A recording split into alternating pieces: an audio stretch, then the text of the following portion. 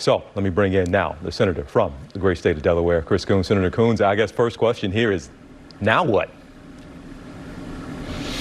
Well, TJ, that was a very long, very difficult day on the Senate floor we had yesterday. 12 hours of debating voting rights. And as you correctly put it, we did get all 50 Democrats to support moving forward with the critical John Lewis Voting Rights Restoration Act and the Freedom to Vote Act.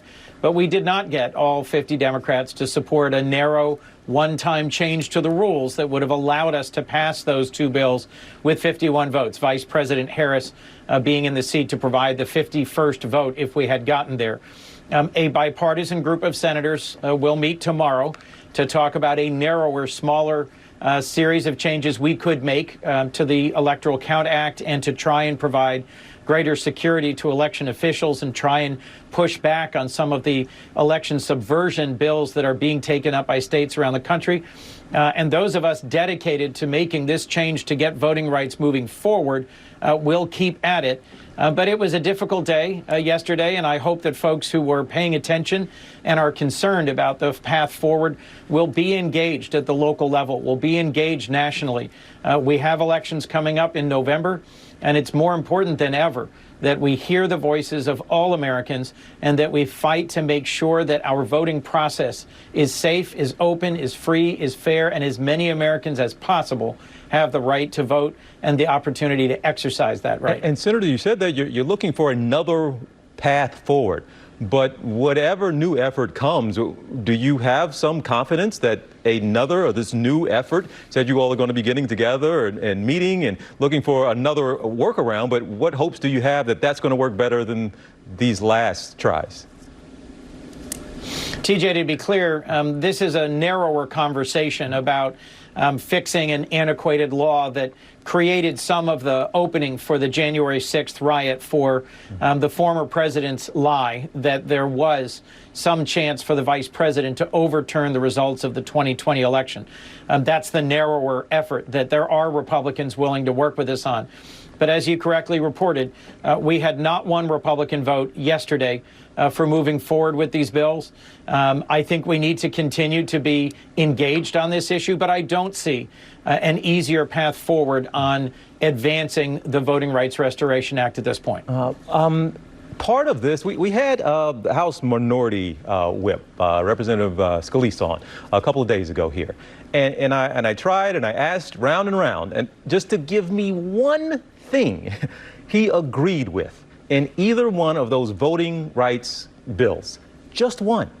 And he wouldn't. And I don't want to say he couldn't, but he refused to. If you have Republicans who, look, they might have legitimate issues and reservations about maybe thinking it's a federal overreach, but if you have Republicans who won't even say there's one thing in there that they would be okay with, where do we go? TJ, that's what's so hard about this moment, is that for 50 years, there was a bipartisan consensus between the two parties that the Voting Rights Act, which was the most powerful civil rights bill in American history, was something that needed to be strengthened and sustained and reauthorized. As recently as 2006, every Republican in the Senate, every senator, voted to reauthorize the Voting Rights Act. And since then, a conservative majority on the Supreme Court has taken key pieces of the Voting Rights Act out, weakened it, taken real blows to it. And now in our effort, named in honor of former Congressman, late Congressman John Lewis, to strengthen and to revive the Voting Rights Act, we can't get a single Republican vote. That's in no small part because they have spread the untruth that there is widespread illegal voting, improper voting by Americans who are not here legally. As the last president said, he claimed repeatedly that millions of illegals were voting. That's been debunked in hearing after hearing, in court case after court case. That's been proven to be untrue. Yet many are claiming that that is the reason they won't work with us to strengthen and to reinforce the Voting Rights Act. That's unfortunate.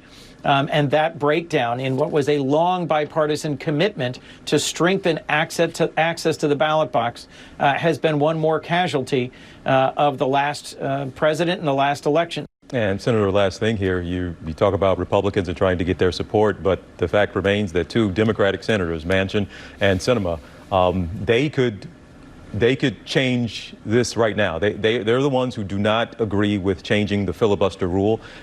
Convince them, pressure them. Have you given up that effort to try to convince them to be on board and change and vote to change the filibuster rule? I haven't. The president hasn't. Our leadership hasn't given up on this by any measure, but they have remained steadfast in their opposition to changing these rules. We have moved the caucus in its position on this, but we have not ultimately persuaded those two. Well, Senator Coons, we will check in with you again down the road. Okay, thanks so much. Thank you, TJ. All right, folks, and up next right here on GMA3.